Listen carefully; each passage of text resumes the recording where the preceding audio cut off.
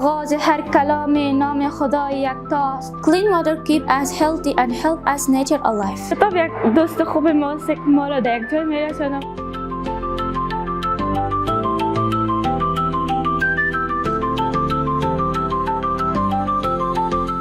به نام آن که هستی از ادم کرد، زلال علم جاری از قلم کرد.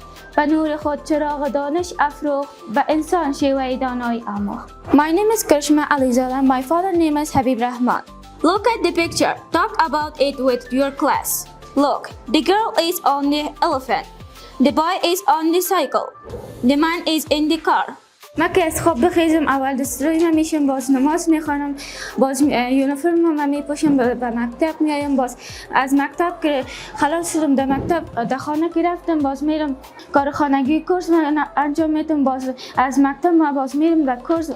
قرآن کریم چراغ هدایت و انسانها را به نور راهنمایی میکند.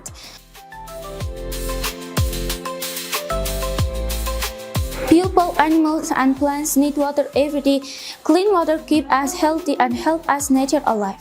در بین مضامین ها من انگلیسی خوش دارم. This is a tree. This is a lamp. من عضو کمیته فرهنگی و عضو کمیته نظم دیسپلین هستم. کمیته فرهنگی یا شعر یا مقاله یا آرانسری میکنم. کرشمه دوست ما است و مهربان است، در کمیته فرهنگی و نظم هم میکنه. کتاب یک دوست خوب ماست که ما را در یک جای میرساند و ما از او درس یاد میگیریم. در بین ورزش فوتبال خوش دارم و بازیکن مورد علاقه کریستیانو رونالدو است. مادرم، پدرم، خواهرام، برادرم تشویق میکنن که درس بخوانم که به آینده یک دکتر شوم که به مردمم به دولتم خدمت کنم. باید درس بخوانن که به یک جای برسن تا که به مردمشان به دولتشان خدمت کنن و به خانوادهشان.